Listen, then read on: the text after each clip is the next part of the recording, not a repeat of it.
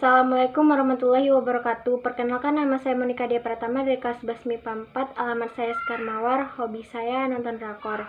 Saya akan mempresentasikan struktur sel tumbuhan. Sel tumbuhan adalah bagian terkecil dari setiap organ tumbuhan. Sel tumbuhan adalah sebuah penggerak dari suatu tumbuhan itu sendiri. Sel tumbuhan merupakan jenis sel eukariota, dan sel tumbuhan cukup berbeda dengan sel organisme eukariotik yang lainnya.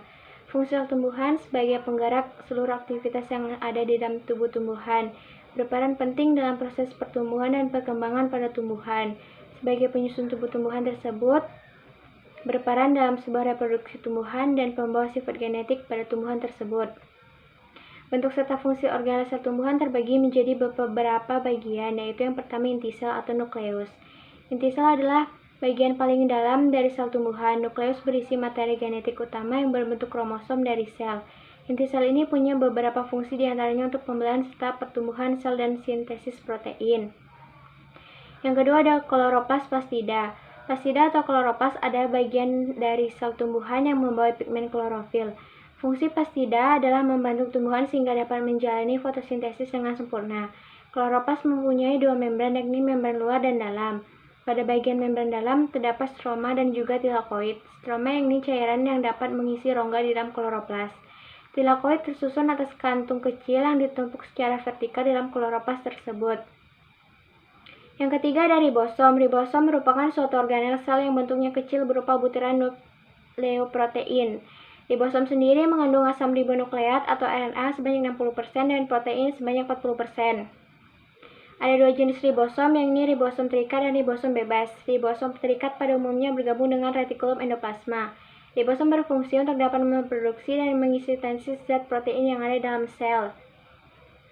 Yang keempat ada mitokondria. Mitokondria memiliki bagian bulat lonjong yang di dalamnya sitoplasma sel tumbuhan. Mitokondria memiliki dua bagian, yakni membran dan membran luar. Membran dalam yang bentuknya berbelit seperti labirin yang disebut dengan kista. Di dalam membran dalam dan juga membran luar ada sebuah celah sempit yang disebut dengan inti membran space.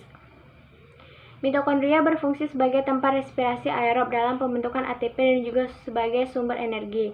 Karena fungsinya tersebut, mitokondria dikenal dengan the powerhouse of cell atau gudang penghasil energi pada sel. Yang kelima, badan Golgi. Badan Golgi adalah organel sel yang terdiri atas kumpulan vesikel pipih yang mempunyai bentuk sisternae atau berkelok-kelok atau seperti kantong pipih.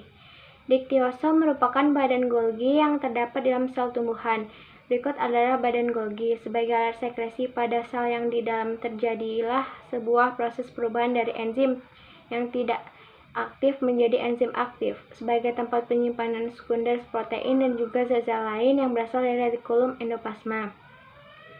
Yang keenam ada retikulum endoplasma atau RE. Retikulum endoplasma merupakan organel sel penghubung antara nukleus dengan sitoplasma dalam sel tumbuhan yang pada dasarnya itu merupakan jaringan interkoneksi.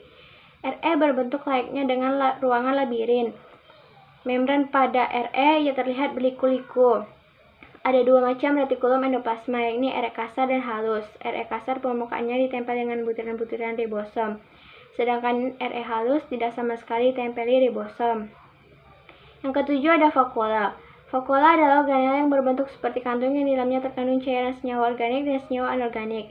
Vakuola adalah organel terbesar pada sel tumbuhan. Fungsi vakuola diantaranya adalah sebagai berikut.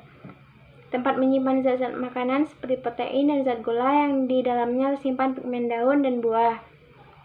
Dalam mengatur tekanan di dalam sel, menstabilkan tingkat nilai pH, mengisolasi zat sisa-sisa metabolisme sel. Yang terakhir ada peroksisom. Peroksisom adalah organel sel berukuran kecil yang dilapisi membran tunggal. Peroksisom merupakan organel sitoplasma dari sel tumbuhan yang memiliki kandungan enzim oksidatif tertentu. Setidaknya ada 40 enzim yang telah dilapisi oleh membran lipid ganda. Enzim tersebut telah digunakan dalam pemecahan metabolisme asam lemak menjadi gula sederhana. Peroksisom umumnya dapat berinteraksi dengan retikulum endoplasma. Fungsi peroksisom antara lain adalah sebagai berikut. Untuk memecahkan asam lemak menjadi gula, untuk mengubah racun menjadi air, untuk dapat membantu kloroplas dalam bentuk fotorespirasi. Nah, itu presentasi dari saya. Bila ada kesalahan kata, saya mohon maaf. Assalamualaikum warahmatullahi wabarakatuh.